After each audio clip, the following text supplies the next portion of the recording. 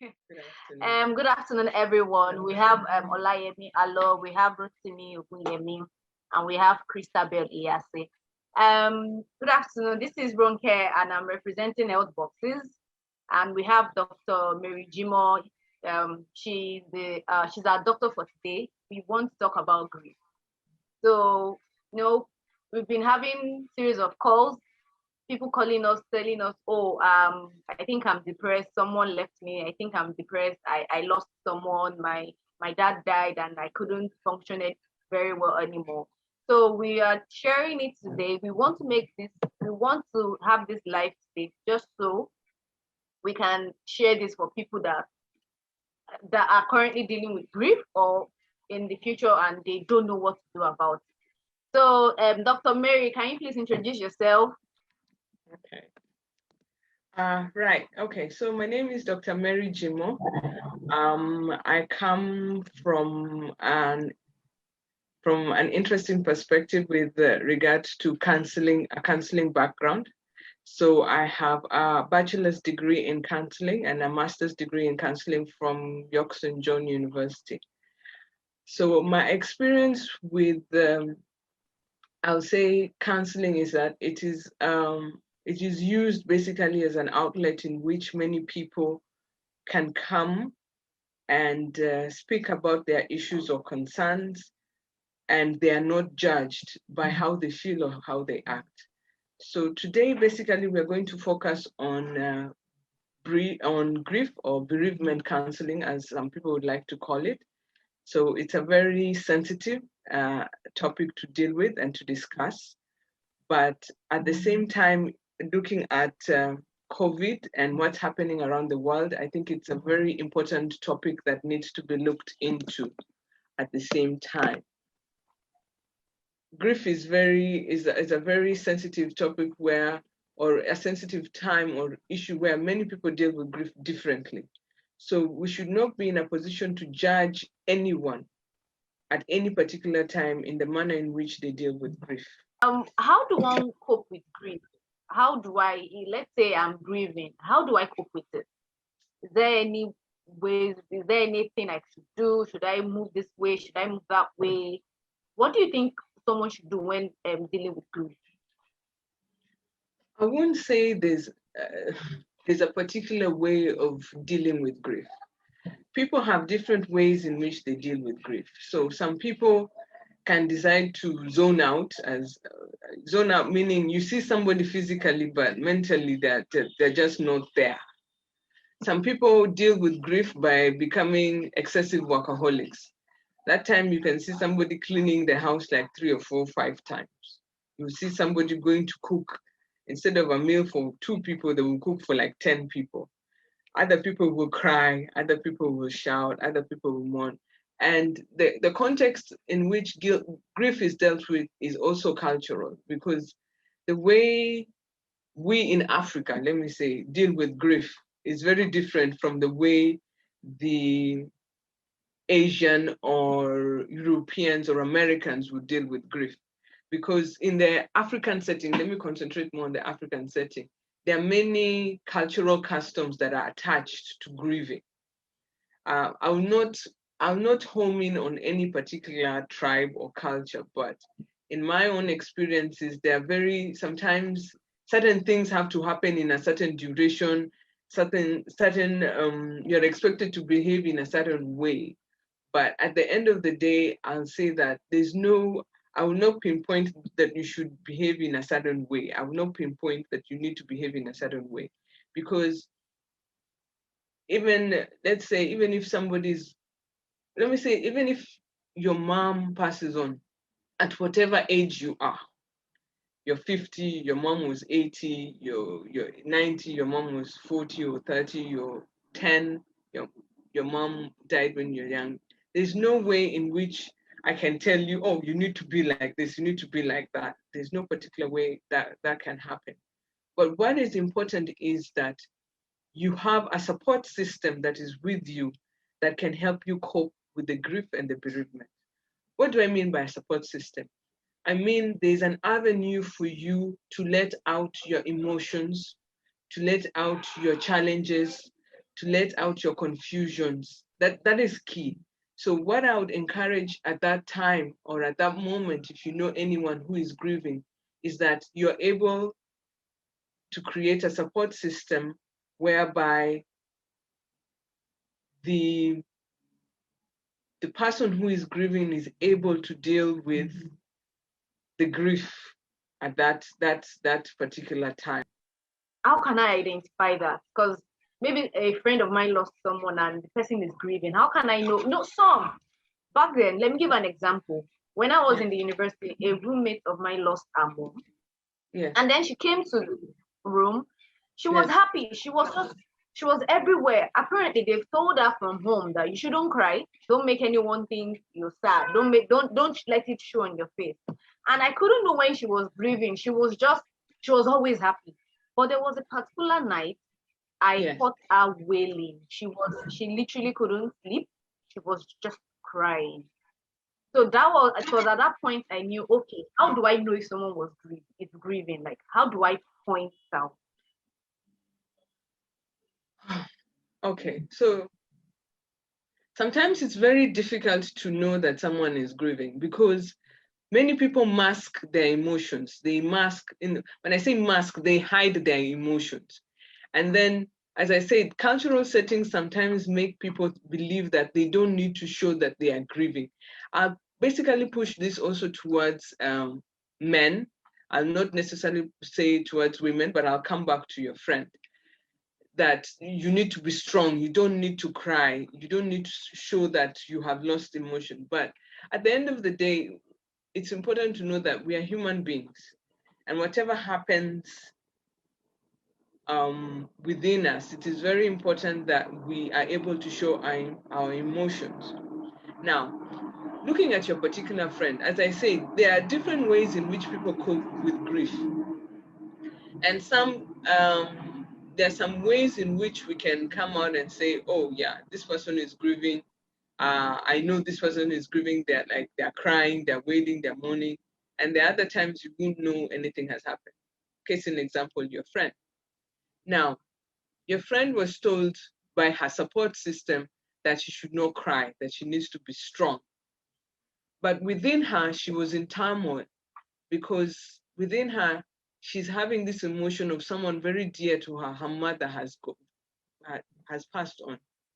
They have told her in school. And then she's supposed to carry on a brave face like nothing has happened.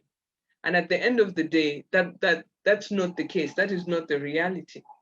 So she masked it for some time, but at the end of the day, the emotions have to come out. What you need to know is that when somebody is in such a state, we need to be there for them. I'm not saying we encourage them to do certain things that will do them harm, but we need to let them know that we are there for them, we are there to support them, and it is okay for them to grieve. Another thing we need to know that is grieving is not, oh, today is not 1 week, it's not 2 weeks, it's not 3 weeks. It can take 6 months, it can take a year, it can take more than a year. But what is important is what is the support system we have put in place for the people who are being affected by that grief? Are they able to talk about it? Are they able to discuss their emotions, to let up their emotions? So at the end of the day, what I feel is very important for everybody to know and understand is that we should not, one, judge anyone with the way they handle grief, but we should be able to support them. Are there tips? Is there anything I can do? Like, just so, because most times I think people grieving, it gets to a certain point where they want to stop. They want to stop feeling the way they are feeling, like they want to be happy. They want to be back into society. Are there anything they should do? Is there any way they can walk around it? Should they take a walk? Should they drink enough water? What should they do? Ronke, I wish I could say there are things you can do to make you stop grieving, but I'll be very honest. I believe you can never stop grieving. You will always have, when somebody is in your life and they live your life, it's a sore. It's like when you have a cut and it doesn't want to heal. But as they say, time heals all wounds. It maybe won't heal it completely, but it will heal in a certain time. So some people have to go through what we call a grieving process. And as I say, that can take a week, can take 2 weeks, a month, depending, a year. But it can never be patched. Let me put it that way. It can never, ever be patched. So now what do you do? Because some people can take a long time to go through the grieving process. So there are ways in which we feel when we see clients that there are certain clients who need to go through what we call the grieving process.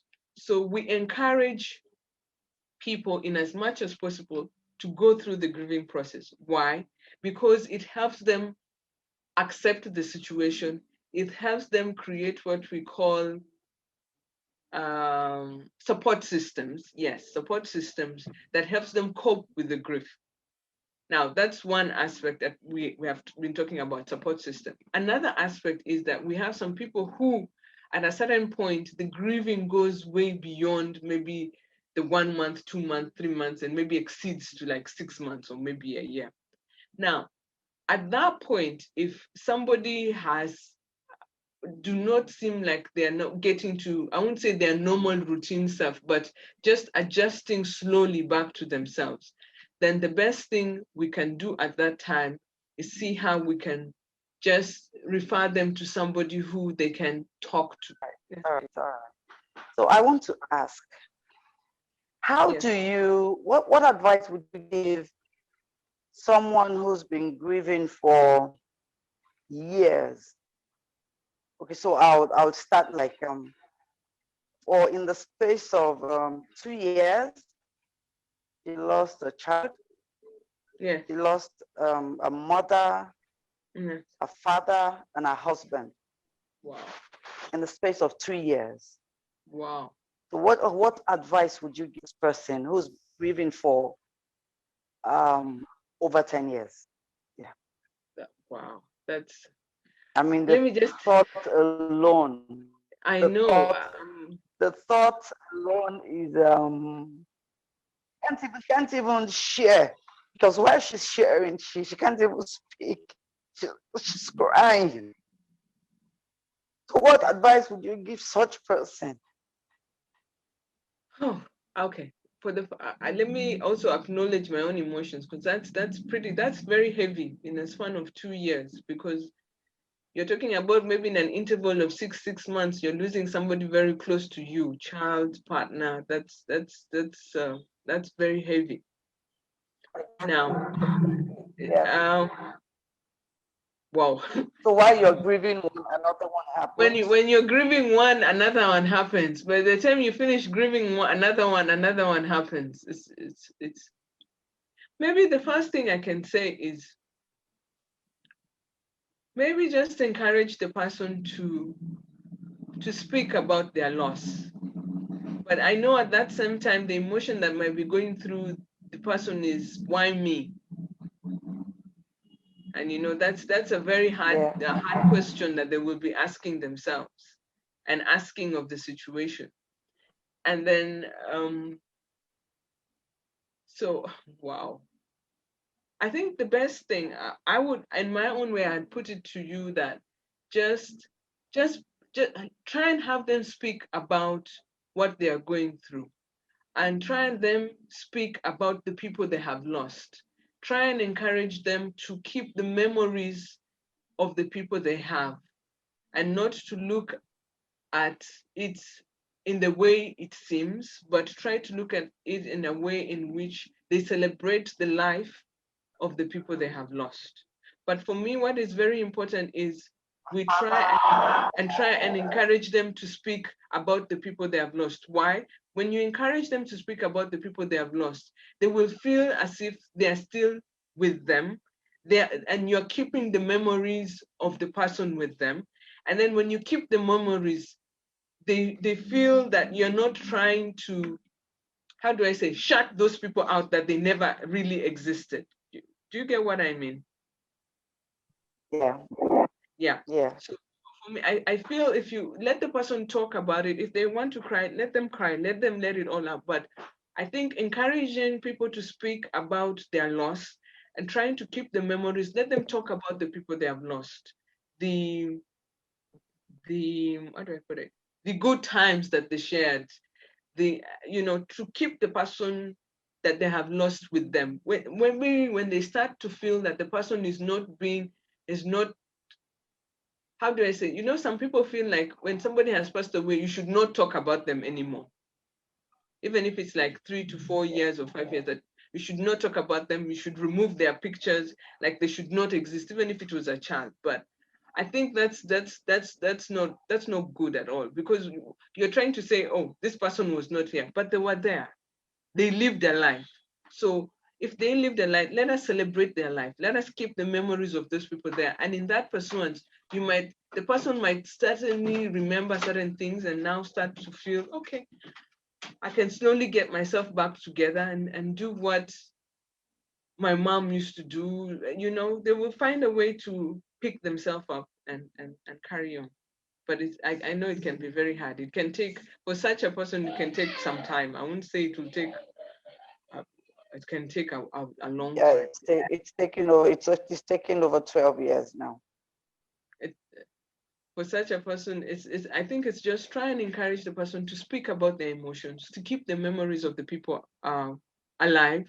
And maybe through that, they can find something within each of the person that they have lost. Maybe, how do they say it? Something that they like to doing, and they can pick that up to take it on and try and give them something to move forward. I think a lot of people should be made aware that you treat people who are grieving kindly, Yes. because whichever way you treat them will come back at them.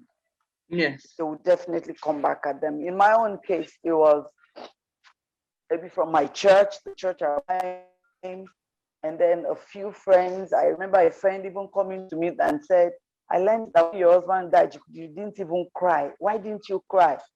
And that really got me, it really hurt me so much. Yes. And a lot of things that people were saying. And then at the time, I was believing God for the fruit of the womb for over 10 years. And then finding out at the end, 2 weeks after, that I was already 10 weeks gone. And then hearing so many stories, stories that mock you. And they actually led me into depression, suicidal. It was that bad. Yes. But I thank God I was able to come out of it all, because if I didn't, I don't think I'll be able to encourage anybody or share my story with people like I do.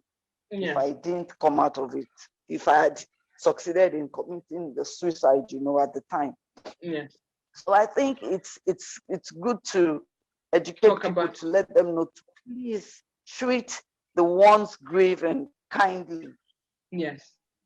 Because whatever you do, get back Yes. at them. Whatever, Yes. positive or negative, will get back at them.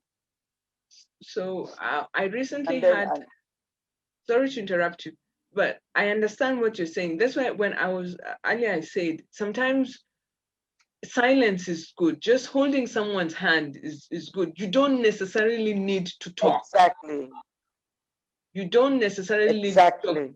Because with the example that you're given, I think if we just flash back a little, the person maybe they had the right intention, but it came out the wrong way.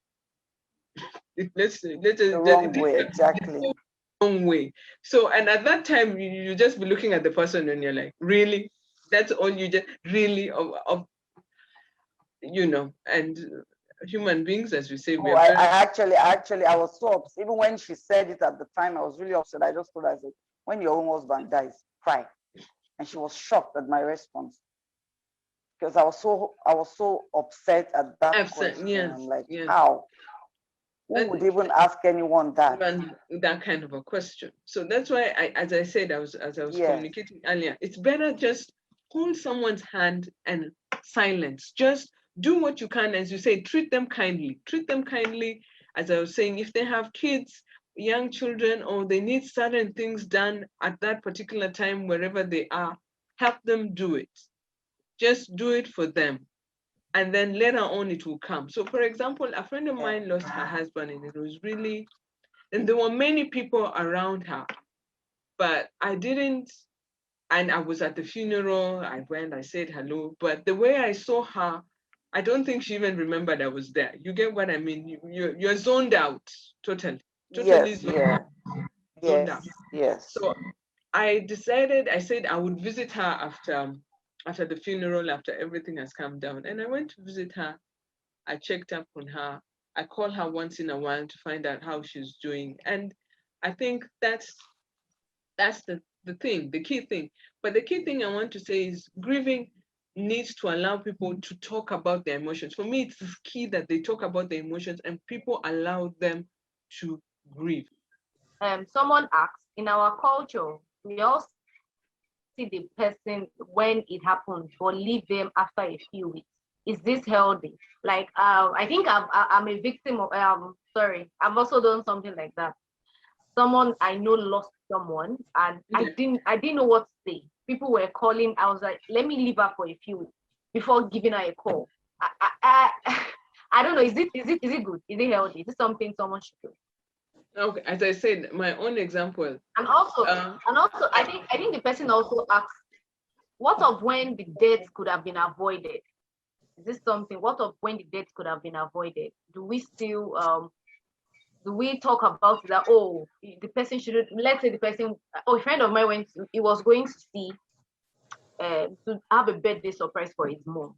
Yes. In Ondo State from Lagos, Yes. and he died in a car crash.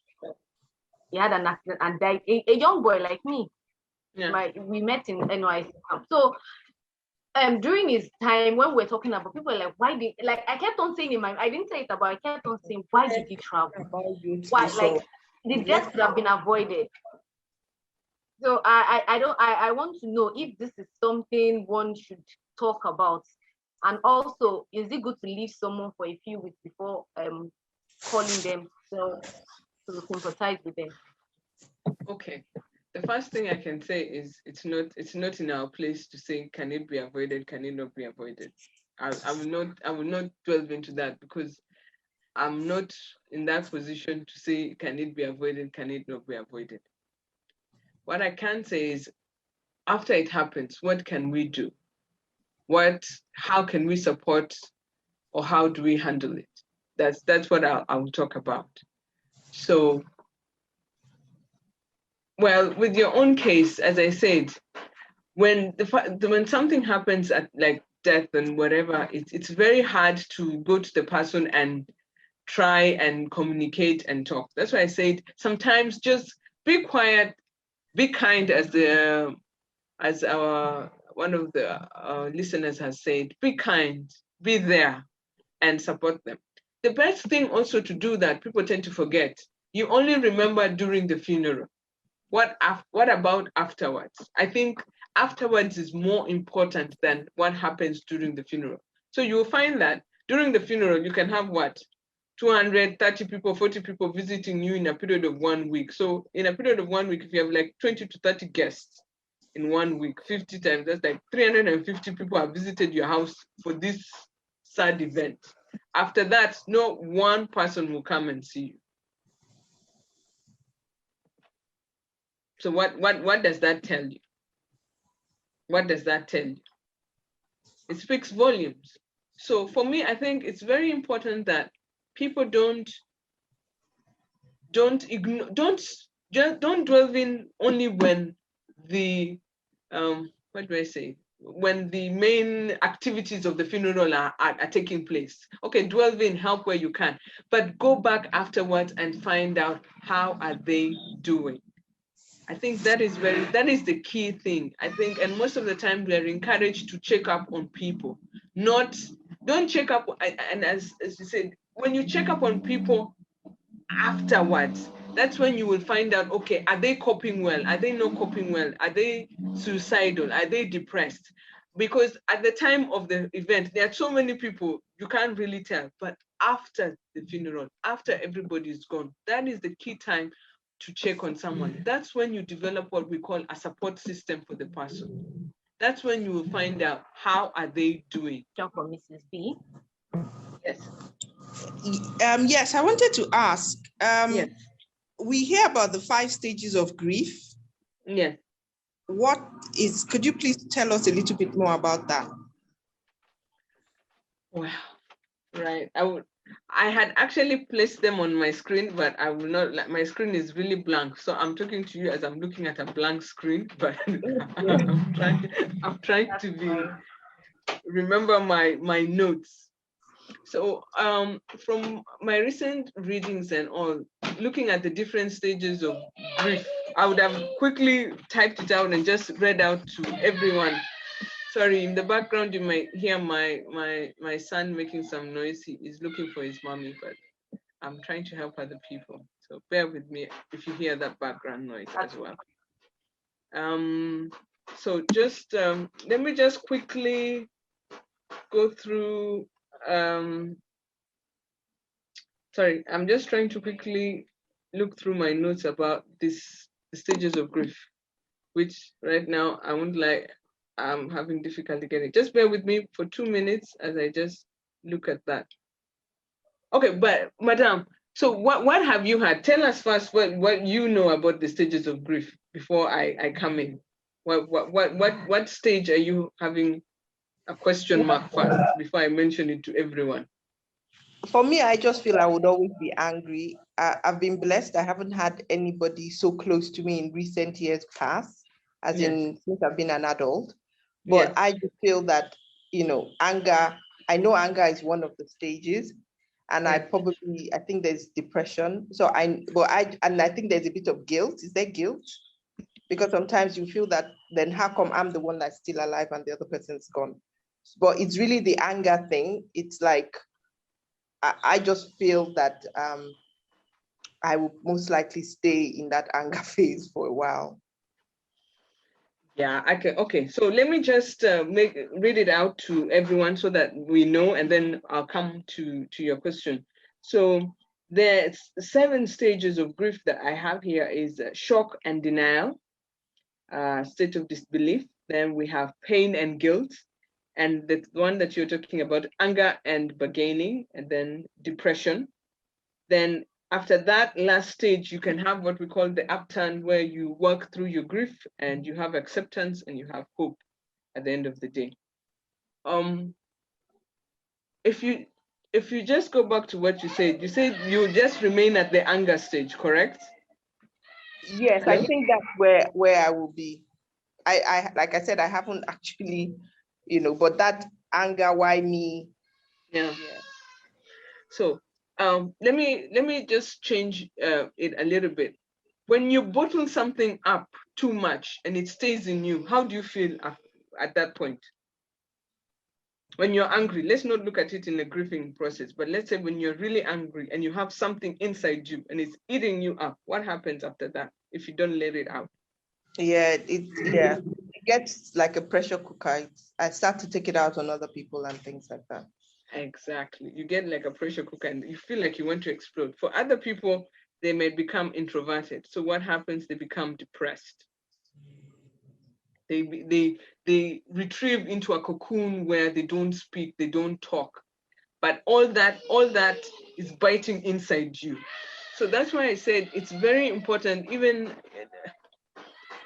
let me not say in the context of grieving, anytime you're angry, find a way in which you can let that anger out. It doesn't have to be, how do I put it? You don't really have to, how do I say this? You don't have to be losing somebody before you have to take care of. What I mean is, when I say you don't have to snap at somebody so the anger comes out of you, because that's unfair. What I'm trying to say is talk to somebody else neutral about your anger. Sometimes I find it very therapeutic. I know this would sound very odd, but sometimes I find it very therapeutic. Sometimes when I'm very angry, I write a diary. I just write down all my anger or my stress. Or if I'm not that I take my son's coloring book and I take his crayons and I start coloring, because I'm like, oh, I like this color. It just zones me out a little bit, and it gets everything out of my system.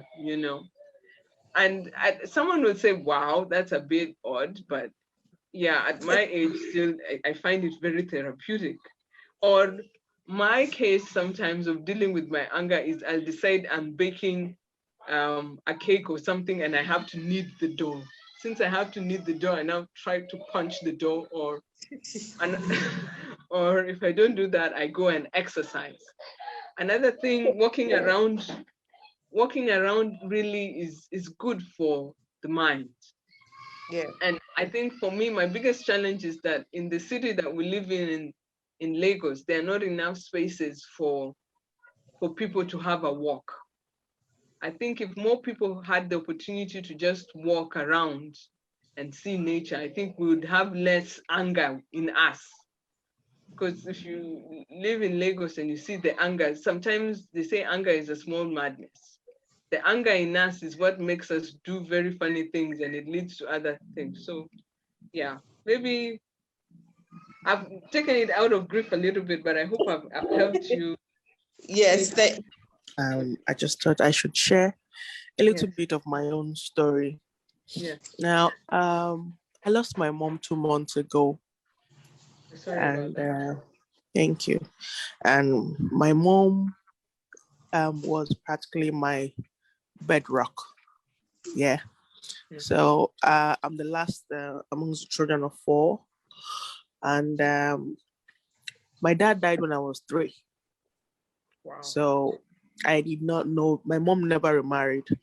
I had no father figure, no help from father's side, mother's side, just her. And she took care of I and my siblings all these years. So I have little or no friends. I have just a friend. I have just one friend. And my mom it's still hard for me to refer her as was, because it still feels that like she's alive. No, you don't need to refer to her was. She is with you. So she is. Thank you. She is. So she's my driving force that helps me. The thought of taking care of her, looking out for her, and making sure she's okay was my driving force.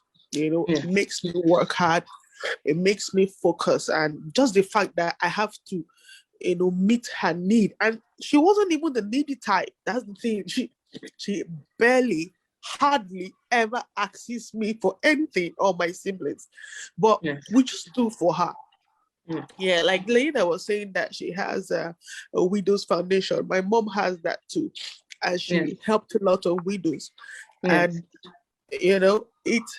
it just, the fact that I know whenever she asks me, it's not because she really wants it for herself. She was very selfless.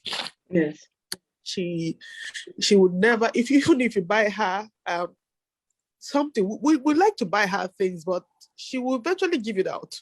No matter how expensive it is, she will give it out. And we'll ask her, where's this wristwatch we gave to you now?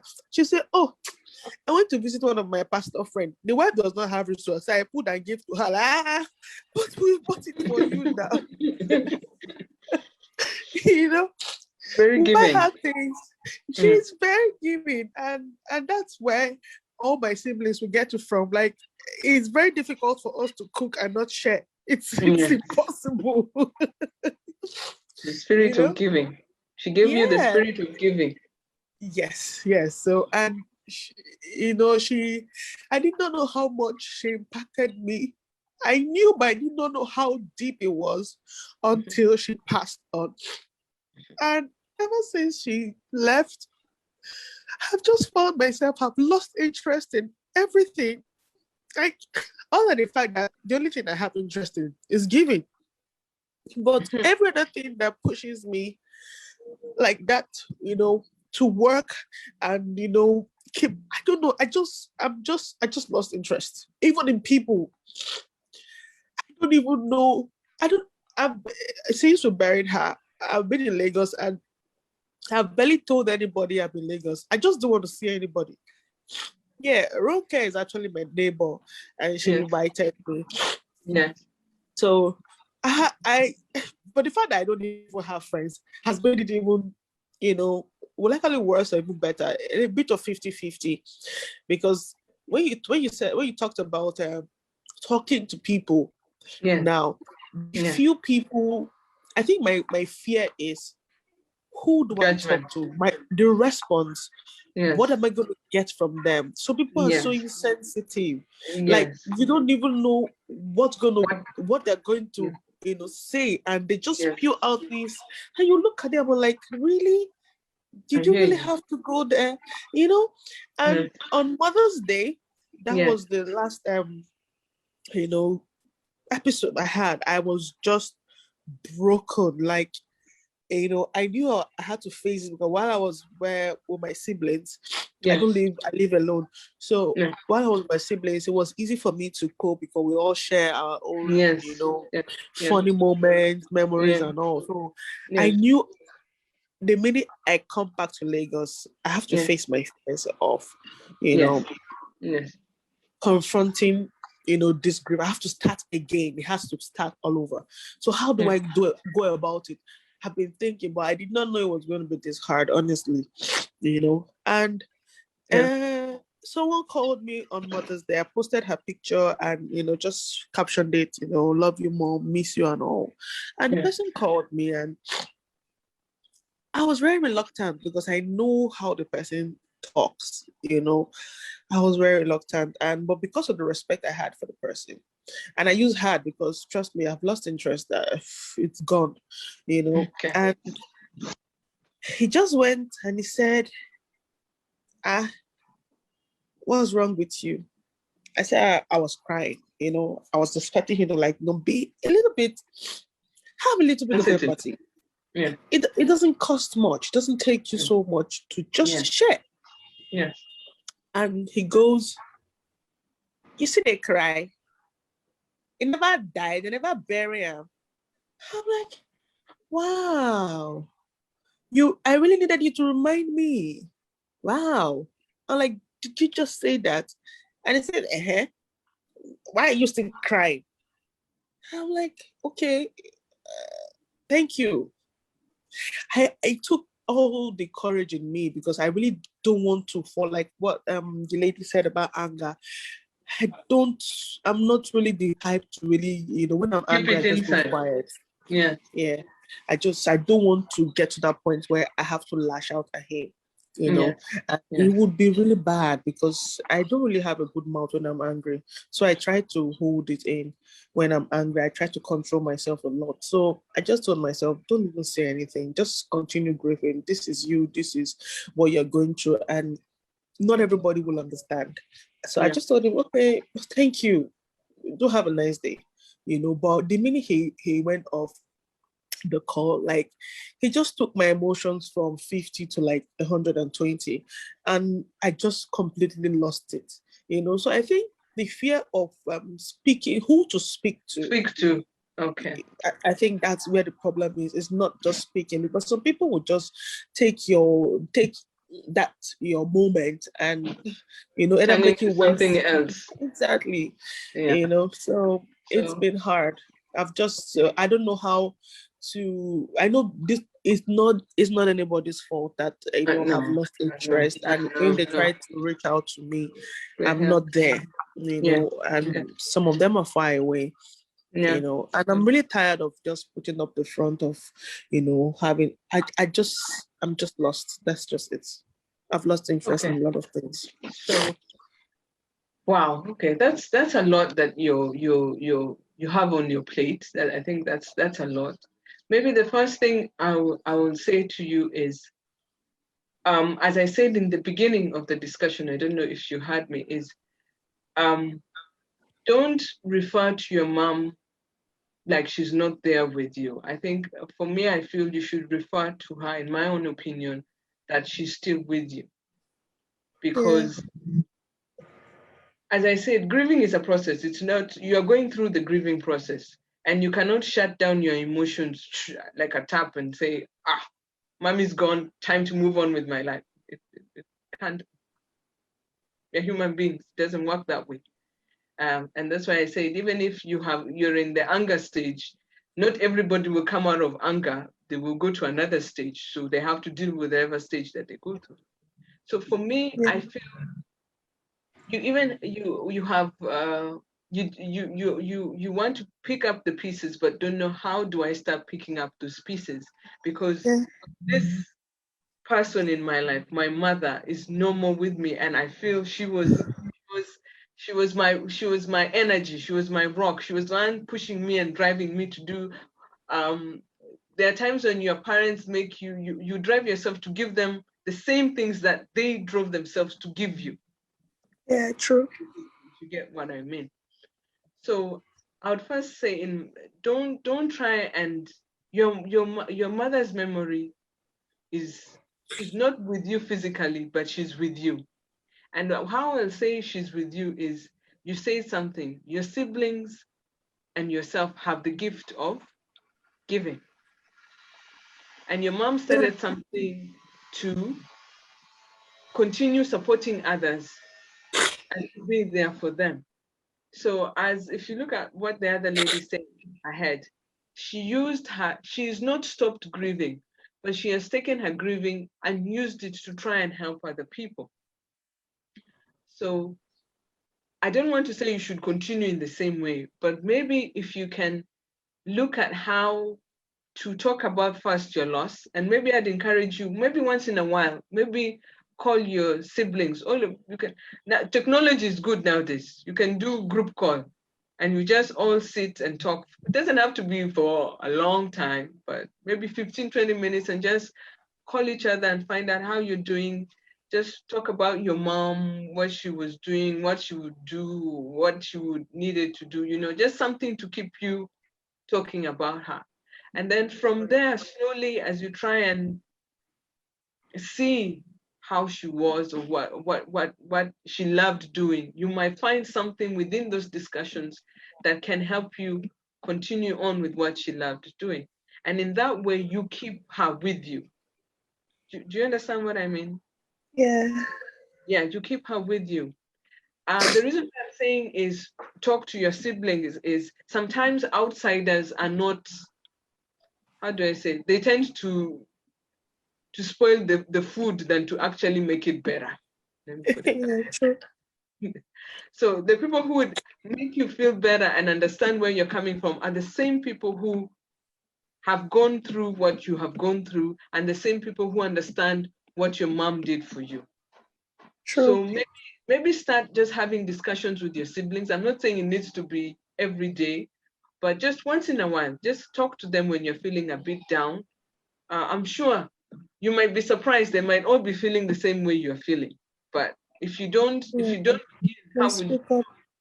how will you know? So start that conversation, see how it goes, and then just slowly, I would not say try and find an activity. That's why I said I don't like Lego.